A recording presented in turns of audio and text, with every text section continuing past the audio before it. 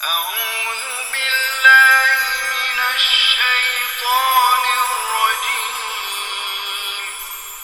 بسم الله الرحمن الرحيم أعوذ بالله من الشيطان الرجيم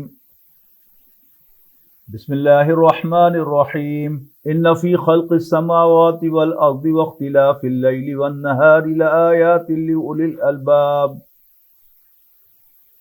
الذين يذكرون الله قياما وقعودا وعلى جنوبهم ويتفكرون في خلق السماوات والأرض ربنا ما خلقت هذا باطلا سبحانك فقنا عذاب النار ربنا إنك من تدخل النار فقد أخزيته وما للظالمين من أنصار ربنا إننا سمعنا مناديا ينادي للإيمان أن آمنوا بربكم فآمنا ربنا فاغفر لنا ذنوبنا وكفر عنا سيئاتنا وتوفنا مع الأبرار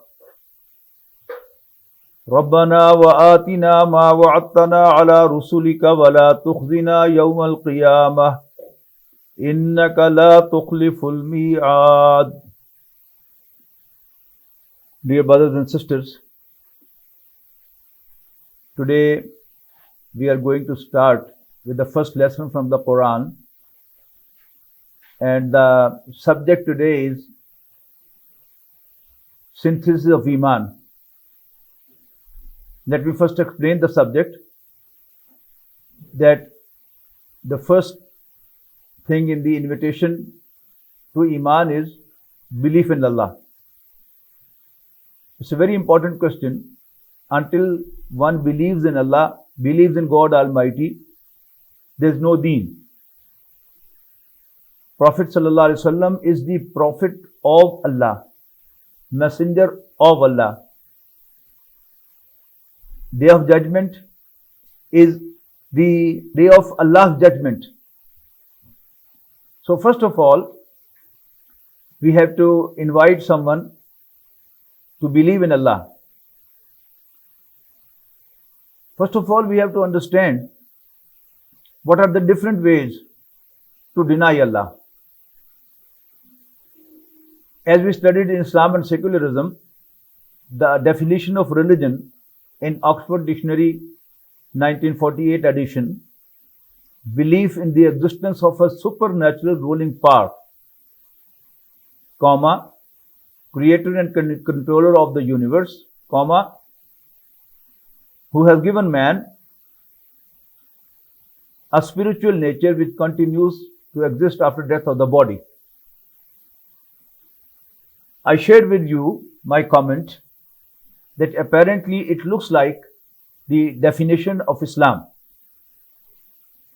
But if you go deep, it's not a definition of Islam. Allah, whom we believe in, is not a power. Instead, He is a powerful being. He is powerful. He is not a power. So we have to keep in mind, when we invite to believe in Allah, we are inviting someone to believe in a personified being, Allah, not a part, not a force, not a machine. We are living in the physical world, materialistic world, and the materialistic view about this universe is that matter is eternal. We as Muslims believe that Allah is eternal. He is since ever, forever. Whereas the materialistic approach is matter can neither be created nor be destroyed. In other words, matter was never created. Matter is eternal. He exists since ever and is going to last forever. Our focus would be to invite to Allah, to God Almighty, who is a personified being. Mostly a scientific approach is, as Einstein says in his article World as I See It, it was included in our curriculum in the intermediate syllabus. And there he says that when you look into this universe, you come to conclude that there is a great force behind this. But in the next sentence he says, but I cannot conceive of God who punishes and rewards his creatures. Remember, whenever there is a personified being, he will have choice. The choice to like or dislike, to allow or disallow, to legitimize or unlegitimize, halal and haram, permissible and non-permissible. When we talk of Allah subhanahu wa ta'ala, Allah subhanahu wa ta'ala is the creator of this universe. He is existing since ever, and he is going to last forever. In the religious area, maybe the Christian scholars or the Jew scholars or even the Muslim scholars, and most of our young people also doing a lot of hard work, and they are doing a dawah work. And if you look deep into that dawah work, they are in fact telling about a force which is behind this universe. Allama Iqbal, well known to everyone, is a poet. But there is another Iqbal too, who is a philosopher. And he delivered lectures on reconstruction of religious thought in Islam. That is, a religious thought which is made acceptable to the man of the day. A man who studies in the university, and he has gone through the secular education. And I said in the previous lecture that our minds are secularized, and we don't believe in Allah as a personified being. We believe that, oh, he is the ultimate force, the ultimate cause, the ultimate power. No matter how many big and you write for nature, you write nature with the capital N, so big one. Yet that is not Allah subhanahu wa ta'ala. That is a blind force. Allama Iqbal, in his poetry, his last message to the Muslim community, to the Muslim Ummah, according to Dr. Israr Ahmad rahimahullah, was his poem Iblis Ki Majlis Shura. Iblis, devil, is addressing his board of governors and giving them instructions. And the opening sentence of that poem is, Ye anasir ka purana khel, ye duniya-e doom. This universe is an old game of the elements. The elements, sodium, potassium, nitrogen, oxygen, phosphorus, they all exist since ever. And they reacted with each other, and there were counter reactions and reactions and reactions and reactions and reactions, and this world came into being. So that is, ye anasir ka purana khel, ye duniya-e doom. Now the question is, so Allama Iqbal in his lectures, in the very introduction, he writes that existence of God cannot be proved by teleological, cosmological and ontological arguments. There are different ways of arguments. Teleological, to believe that everything comes to existence for a reason. Then cosmological, there's the big cosmos all around, and it must have a creator. When you come with this argument, there will be counter argument too. That if you have this as a principle, that everything which exists must have a creator, and you come to the conclusion that Allah is the creator of this universe, then the same law should apply to him too. That he must have a creator too. Similarly, you talk of reason and you say he is the ultimate reason, then there must be a reason for him too. So Allama Iqbal says, existence of God cannot be proved by teleological, cosmological and ontological arguments. Then he says that since the recent past, obviously these lectures were delivered in 1930s, before he passed away. So, in these lectures, he was saying that in the recent past, the schools of Sufism were active, and they used to make someone feel God Almighty through mystic experience. Since the institutions of Sufism are also dead for long, so we need to have a fresh reconstruction of religious thought by which we can prove God Almighty, Allah Almighty, by the logic, by the argument which are acceptable to a modern man. And then he brings the question that let's go to the Quran and see how Allah Almighty invites human beings to believe in Him. And then he brings these ayat. A'udhu billahi minash shaitanir rajeem.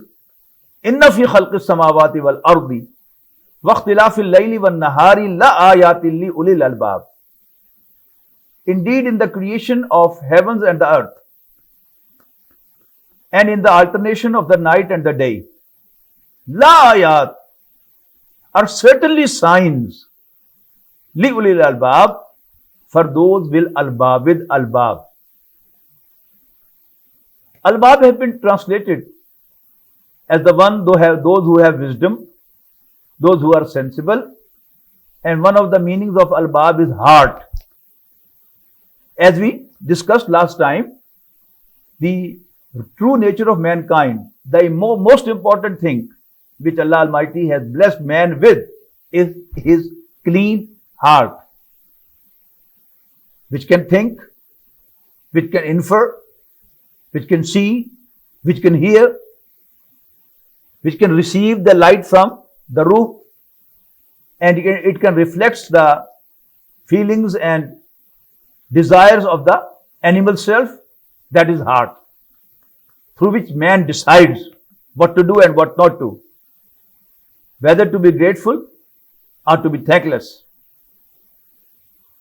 That heart. So, indeed, in the creation of heavens and the earth, and in the alternation of the night and the day, indeed there are signs for those with albab. This subject has been elaborated in the Quran in many verses, and one of those verses I should quote to you as in ayah 164 of Surah Al-Baqarah. In one ayah, a number of such ayat, such signs have been quoted. Allah Almighty says, Inna fi khalqis samawati wal ardi wa ikhtilafil layli wan nahari. Indeed, in the creation of heavens and the earth, wa ikhtilafil layli wan nahar, and in the alternation of the night and the day, wal fulk allati tajri fil bahri bima yanfa'un nas, and in the ships which sail in the sea, in the river, carrying what benefits mankind. وَمَا أَنزَلَ اللَّهُ مِنَ السَّمَاءِ مِن مَاءٍ, and what Allah sends down from the sky as water. فَأَحْيَا بِهِ الْأَرْضَ بَعْدَ مَوْتِهَا, and through it He revives the dead earth. وَبَثَّ فِيهَا مِن كُلِّ دَابَّةٍ, and He has spread thereon on the earth all the animals, وَتَصْرِيفِ الرِّيَاحِ, and in blowing the winds, وَالسَّحَابِ الْمُسَخَّرِ, and the clouds which are suspended between heavens and the earth. لِقَوْمِ يَعْقِلُونَ, are indeed their signs for the sensible people. Then the best place in the Quran which elaborates these ayat are the ayat from Surah Al-Waqi'ah. First of all, we should understand what an ayah is. Plural ayat. Ayat have been translated as signs. What are signs? A sign doesn't add to your knowledge. It doesn't enhance your information. You know a place which you want to visit, and you are carefully walking on the road and looking for the sign. Whenever you read the name of that place, that is the signboard which you were looking for, you said, yes, this is the place where I have to go. You clean your desk, all the drawers and cupboards, and there you find an old book which you studied in your university. And whenever you see that book, immediately your university time is in front of your eyes, and you recall your university time.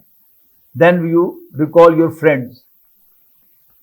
Then if there is some special sign on that book, some notes on that book, you'll go through those notes and you'll remember many more things. These are the signs. You find an old letter of your friend, your late father, mother, and all these things, these are called the signs of the father, signs of the mother, signs of the friend, signs of the youth. So, whenever you look at a sign, at an ayah, it doesn't add to your information. Instead, it just reminds you something which you already know very well. So, when we say the ayat are the signs of Allah, what we have to look for? For this purpose, I am going to share with you 6 signs described in the Quran. First of all, in Surah Al-Waqi'ah, ayah 58, أَفَرَأَيْتُمْ مَا تُبْنُونَ. Have you ever seen, have you ever noted, have you ever considered مَا تُبْنُونَ, what you drop into the womb of woman? A drop of semen. Then Allah Almighty asks a question, أَأَنْتُمْ تَخْلُقُونَهُ. Is it you who creates it? أَمْ نَحْنُ الْخَالِقُونَ. Or it is we who is the creator. You know, children, son is by need, your need. But you cannot produce a child alone. You know, the focus will be that this universe is not an accident. That question has to be kept in mind. Then you will understand these ayat. For those who think, rather believe, assume I should say, that this universe was created on its own automatically, by accident. So what a pleasant surprise was it that you needed a child, and to produce a child for you, woman was created, who processes by Allah's grace your semen, and in 8-9 months converts it to a child and delivers it to you. Did any one of us create woman? No. We don't know what's going on there, rather. By a rigorous research, we found few steps of embryology, but yet we have no idea, yet we don't know. What of this we don't know? We have known a lot, but yet we miss a lot too. None of us created woman. None of us installed the whole system and machinery to process the sperm. So Allah Almighty is asking a question. Afaraytum ma tumnoon. Have you ever considered what you drop into the womb? Antum takhluqunahu. Is it you who converts it to a child? Converts it into the child, creates it to a child? Am nahnul khaliqoon, or it's we who is the creator? Then the next question is in ayah 63, Afaraytum ma tahrusun. Have you ever considered, have you ever seen, have you ever noted, ma tahrusun, what you sow? Just a small seed, you sow into the soil. You put into the soil and cover it. Allah Almighty asks a question. Antum tazra'unahu. Is it you who grows it? Am nahnu zari'un. Or it's we who is the grower. We simply sow a seed. We have no idea what's going to happen to it. Who taught it to sprout? And then to bring out an embryo of the plant, and then it grows. And one small seed turns to 500, 700 seeds. For whom? For me and you. Who eats that seed? You know, it's very obvious. Number one, it is a goal-oriented movement. And the goal is myself. I'm the goal. You are the goal. But you are not the grower. Who eats the wheat? Who eats the rice? And who eats other grains, other foods? Human beings. You and myself. But we are not the growers. We simply sow the seed. We just sow and then we reap. And all in between is someone else doing for me. It cannot be an accident.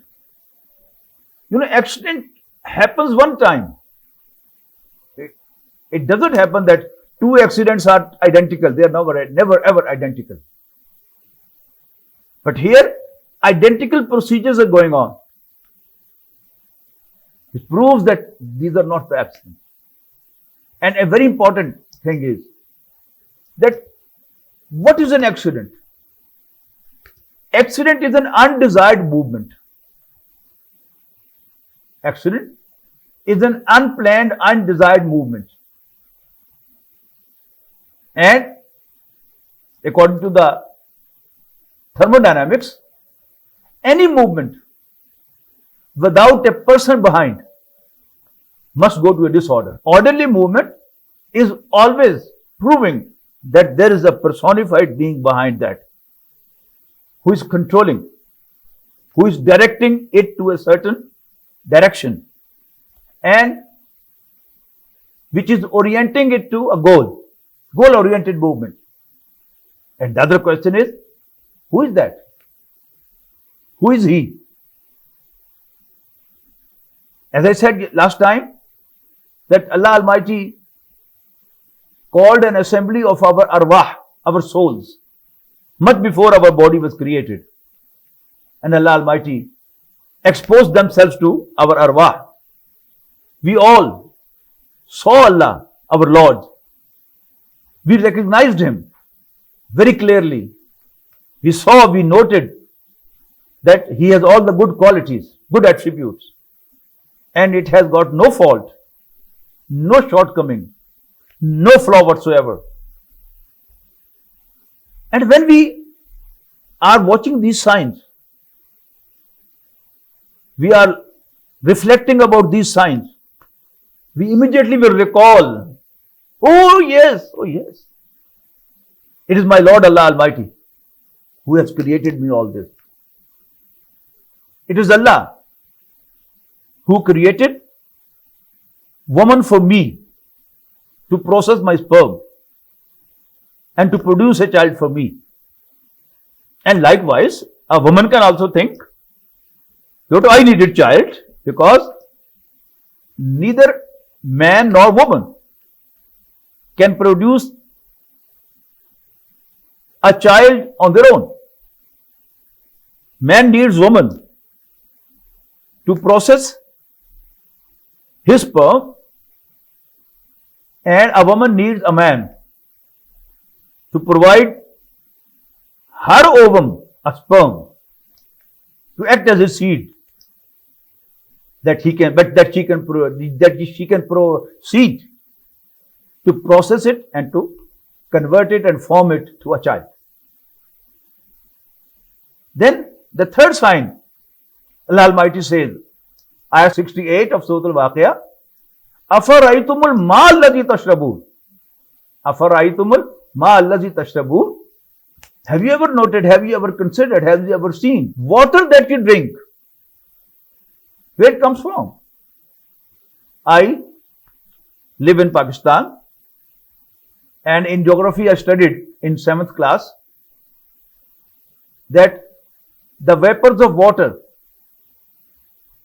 rise from the Sea of Bengal, rise up, and they are driven to the mountain of Himalaya, and then they strike with it and go high and get cold. And then in the whole subcontinent, Pakistan, India and Bangladesh, the rains fall. It could be an accident if it was once, but if it's continuously happening, then it does not look like an accident. Allah Almighty has provided us with water, a clean, a delicious, nutritious, and had it not been there, from where we were going to get water?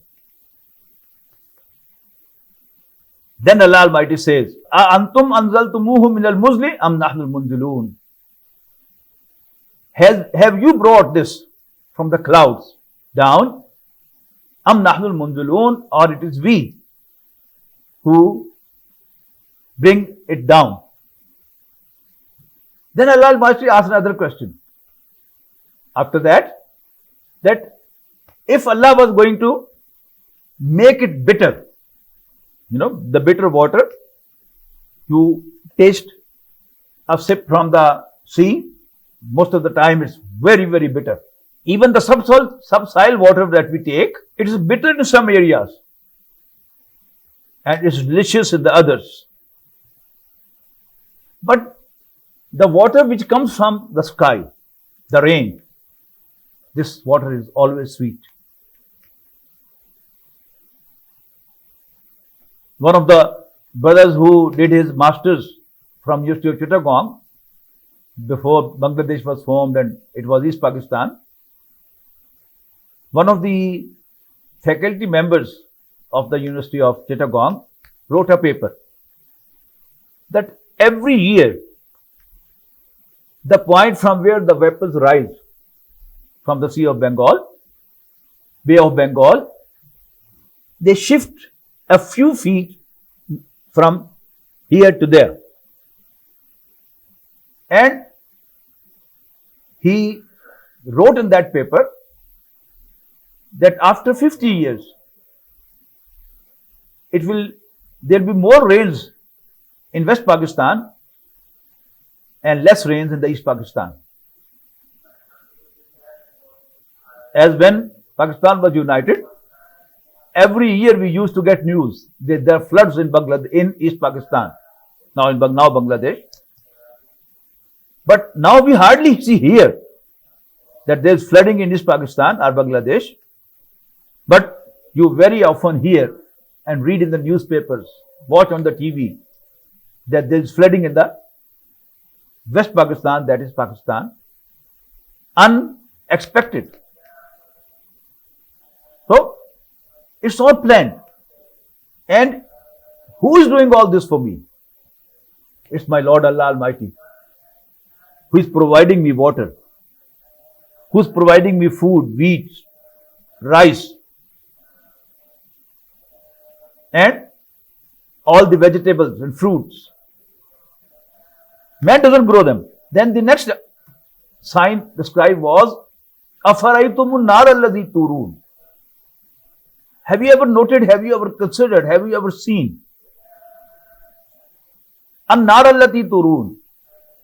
Fire that you kindle. Antum anshatum shajarataha. Did you raise the tree of fire? Am nahnul munshun.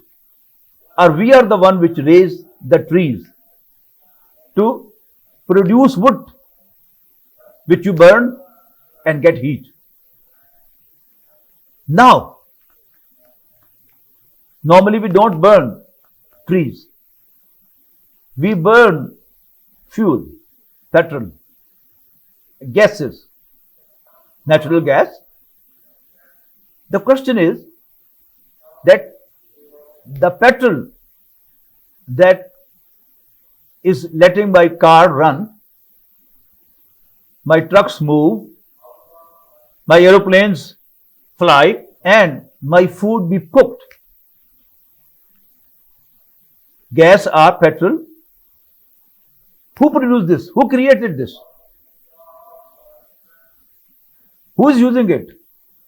I am using it. I can say petrol has been produced for me. I can say the natural gas has been produced for me. But I was not its creator and producer. Who created this then? 10,000 feet below the earth, subsoil. Then 5,000 below the lowest level of the sea. Who produced this gas for me? It can be none else except one who has a relation with me, except one who looks after me, and he is none other than Allah subhanahu wa ta'ala, who is my Lord, who created me, who brought me to existence. Then there are two more signs which I like to share with you, and they are described in Surah An-Nahl. Surah An-Nahl ayat 66. وَإِنَّ لَكُمْ فِي الْأَنْعَامِ لَعِبْرَةً نُسْقِيكُم مِّمَّا فِي بُطُونِهِ مِن بَيْنِ فَرْثٍ وَدَمٍ لَبَنًا خَالِصًا سَائِغًا لِلشَّارِبِينَ. And indeed, there is a lesson for you in cattle. We provide you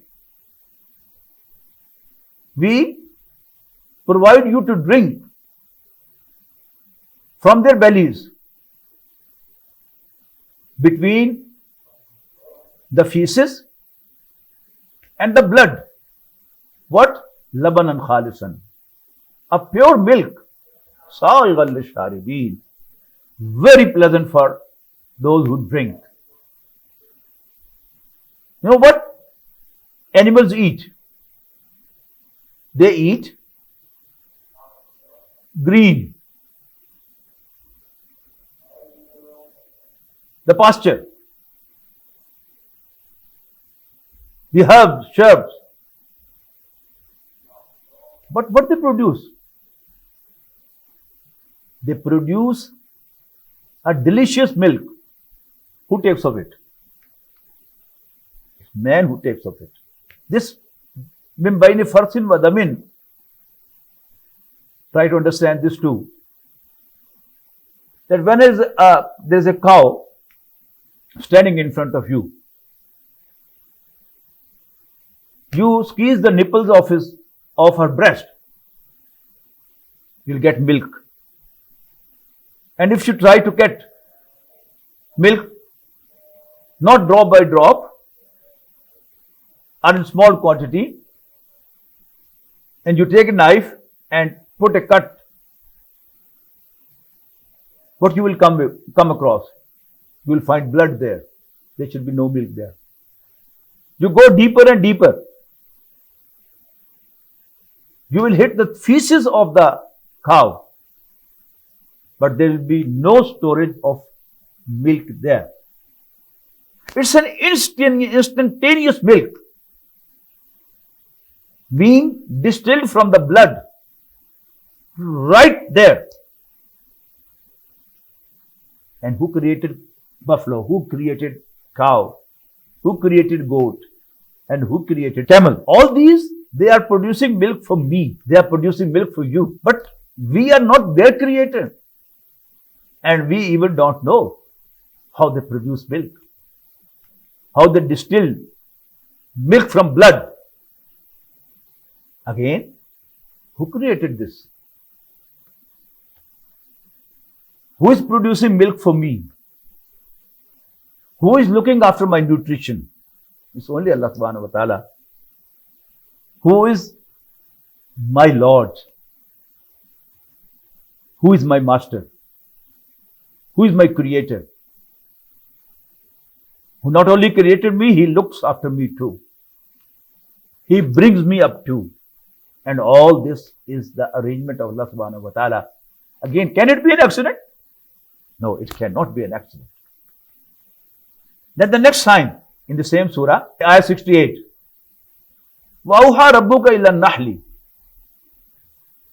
أَنِ اتَّخِذِي مِنَ الْجِبَالِ بُيُوتًا وَمِنَ الشَّجَرِ وَمِمَّا يَعْرِشُونَ. And your Lord revealed to the bees, honey bees, أَنِ اتَّخِذِي مِنَ الْجِبَالِ بُيُوتًا, that you build houses on the mountains and on the trees, وَمِمَّا يَعْرِشُونَ, and the climbers that you produced for the climbers to lie on, like grapes, or for many other things, to produce houses there. And then the bees, they produce honey. Who takes of it? Who takes honey? An extraordinary, delicious drink that Allah Almighty has produced for me to take, for you to take. None else other than man takes that honey. Then Allah Almighty in addition tells that it is a shifa, it is a cure for the diseases, for the problem that man faces. So these are the signs and many other signs which have been described in the Quran. But I have shared with you what we have to note in these signs. What is special about these signs? Number one, we have to note that it cannot be an accident. Any movement, any orderly movement must have a personified being behind. And whenever there is no person behind a movement, the movement has to go to a disorder. Accident always causes destruction. And this constructive universe, this proves that this is not the result of an accident. Someone sensible, capable, knowing, wise, has brought this to existence, has created it. Number one, it's not an accident. Number two, there must be someone who is our own, who looks after us, who is ours, and we are his, who has done all this for us. So there we come to believe in Allah. Inna fi khalqis samawati wal ardi wa ikhtilafil layli wan nahari la ayatin li ulil albab. Indeed, in the creation of heavens and the earth,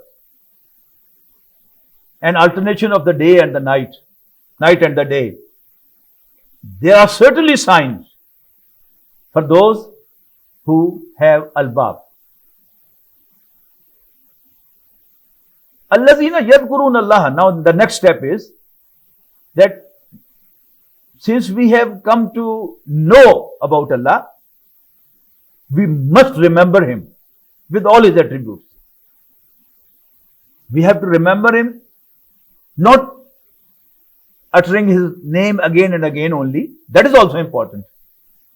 But to remember Him, that oh, He is omnipotent. He is present everywhere. He is watching all that, all what is happening. He is planning. All these things, that nothing moves without His permission. Remembering Him, الَّذِينَ يَذْكُرُونَ اللَّهَ قِيَامًا وَقُعُودًا. Now, keeping Allah in their mind, those who remember Him, qiyaman, standing, وَقُعُودًا, and sitting, وَعَلَى جُنُوبِهِمْ, and lying on their sides. وَيَتَفَكَّرُونَ فِي خَلْقِ السَّمَاوَاتِ وَالْأَرْضِ. And they reflect into the creation of heavens and the earth. Now, when you believe in Allah in all these respects and remember Him, and then you reflect on this universe, you will come across strange experience. You will find that there are righteous people who always do good to others. And there are wrongdoers who always mistreat others, who do injustice to others, who treat others cruelly, badly, atrociously. But none of the two, neither the righteous ones are getting a reward, nor the wrongdoers and unjust people are getting the punishment. Whenever there is an incident of an atrocity,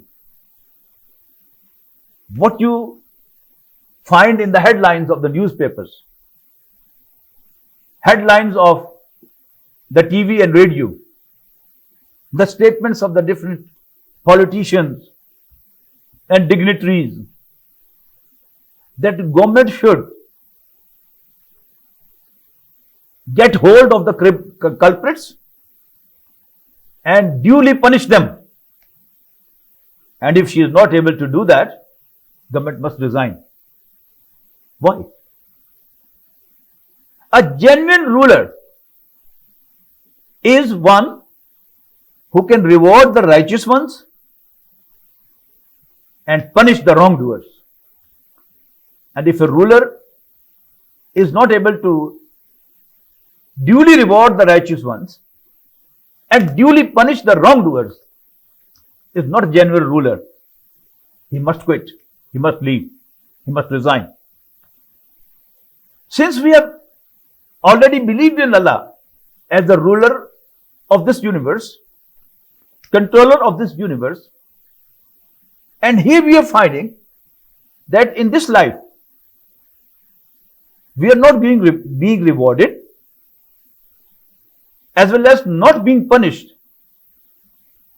duly, rightfully, then we will come to the conclusion that, oh, perhaps Allah is unjust.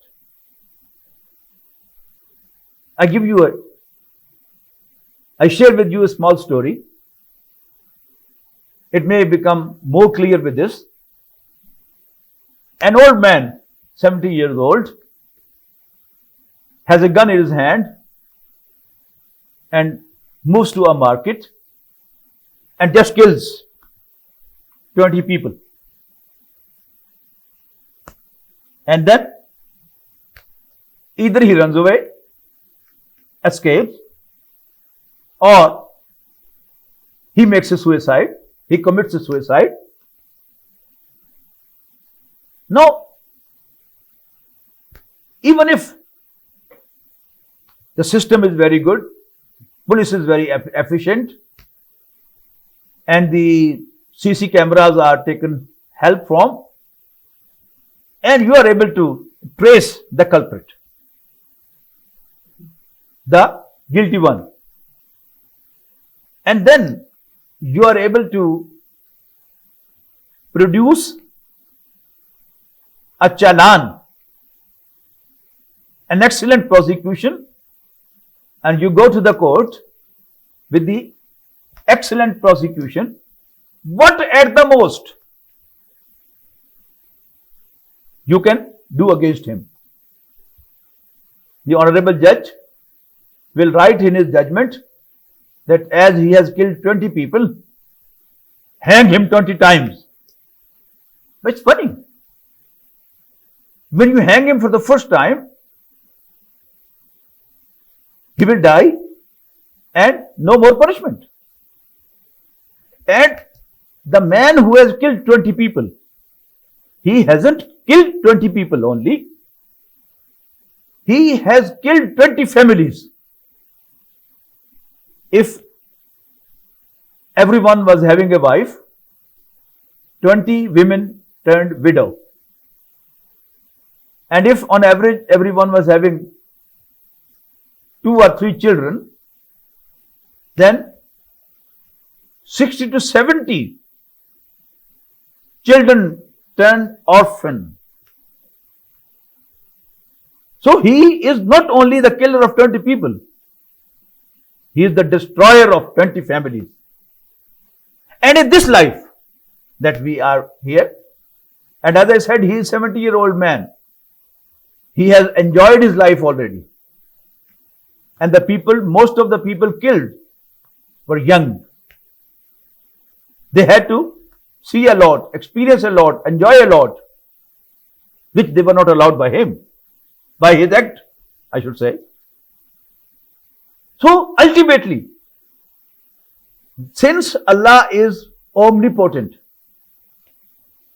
He can bring the dead to life again, and He can prolong the life of a person to an infinite length to duly punish him or to duly reward him. Sayyidina Muhammad sallallahu alaihi wasallam, Sayyidina Umar radiyallahu anhu, and Sayyidina Umar bin Abdul Aziz rahimahullah ta'ala, they did an unmatched service to mankind. But what did they enjoy? What rewards were given to them in this life? Now, you will logically come to a conclusion. There should be another life. Since Allah is able to bring us to such life, certainly He will bring, in which He can reward for all the righteous acts one does, and for all the service He renders to mankind. Allah Almighty, yes, He can. So, this ayah, الَّذِينَ يَذْكُرُونَ اللَّهَ قِيَامًا وَقُعُودًا وَعَلَى جُنُوبِهِمْ. No, this, remember Allah standing, sitting, and lying on the side. That is, when He is in bed. Anything which you love, you remember it, standing, sitting. For example, a child wants to have the baby bike. He first asks his mother to buy him a baby bike. Then he requests his father, please buy me a baby bike. And the father thinks, oh, you don't have proper place, it's dangerous for you, and he is reluctant to buy him a baby bike. Now the child, while moving on the floor, he is sleeping like as if he is riding the bike. Standing, sitting, and even in dreams, he is riding the bike. Allazina yadhkuruna Allah qiyaman wa qu'udan wa ala junubihim wa yatafakkaruna fi khalqis samawati wal ard.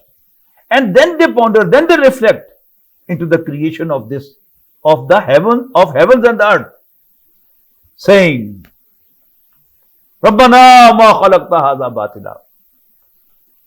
Oh our Lord, you didn't create this useless, aimless, without any purpose. Subhanaka, you are above that. Faqina azaban nar. So, save us from the fire of hell. Rabbana innaka man tudkhilin nar. Oh my Lord, whoever you cast into the fire, faqad aghzaytahu, you certainly humiliate him. وَمَا لِلظَّالِمِينَ مِنْ أَنصَارٍ.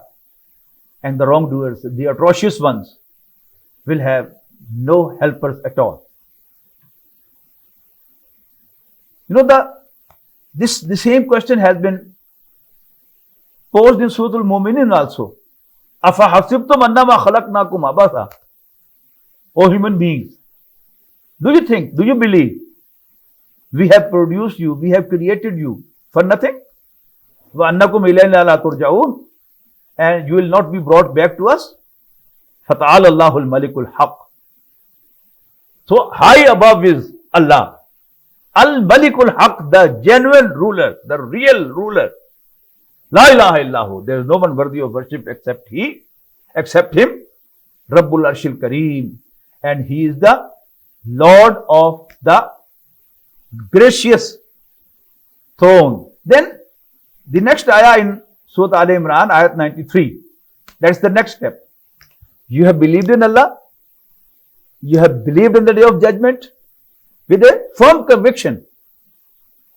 And actually this is the picture of the righteous people, the Siddiqeen, who by their own reflection, by their own thinking, who by their own conclusion do understand, do believe that it is Allah Almighty who brought them to existence, and He has got all the attribute, good qualities, and they are certain that there is a life after death, and also that you will be raised to life again and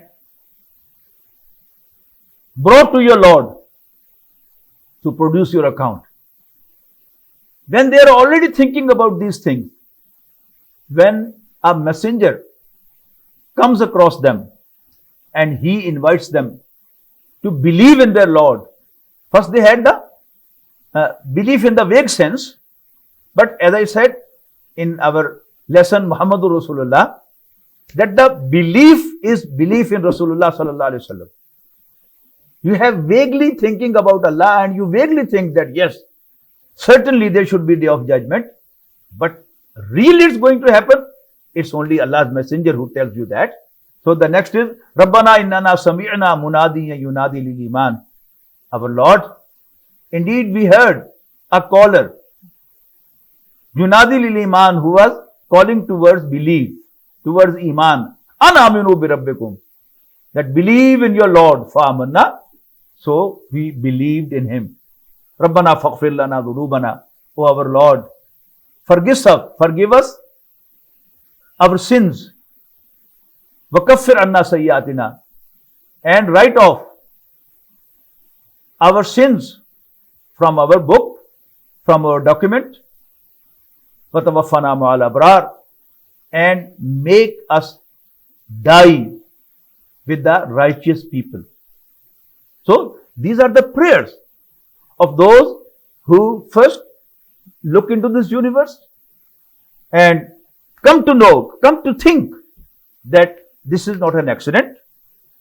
This has been created by someone, and certainly He is the same whom we saw and observed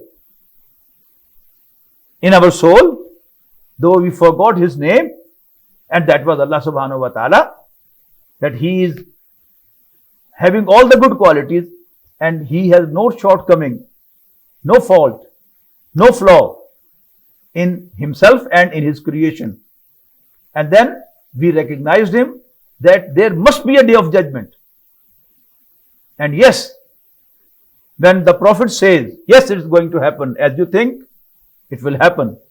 They believe in Allah clearly, and they believe in that Prophet, that yes, you are Allah's messenger. So this is the course of Iman, that how a man who is not born in a Muslim family, whose parents don't tell him to believe in Allah and His Prophet, how they step by step first believe in Allah, then believe in the day of judgment, and finally believe in Allah's messenger. I pray to Allah subhanahu wa ta'ala, He makes us all believe in Allah with clarity and believe in the day of judgment with a fear in our minds and hearts, and then believe in Prophet Muhammad sallallahu alaihi wasallam as Allah's last messenger. Barakallahu li wa lakum fil Quran al-Azim wa nafa'ani wa iyyakum bil ayati wa dhikril hakim.